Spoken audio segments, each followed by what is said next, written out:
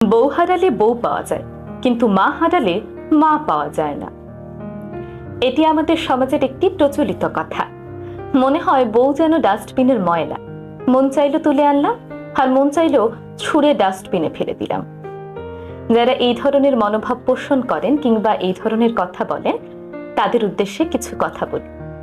মা আর বউ দুজন দুই মেরুর, একজন জননী, আরেকজন সহধর্মিণী, একজন জন্মদাত্রী, আরেকজন পরিপূর্ণতা দানকারী। তাই মা আর স্ত্রীর মাঝে তুলনা করা মূর্খতা ছাড়া আর কিছুই না।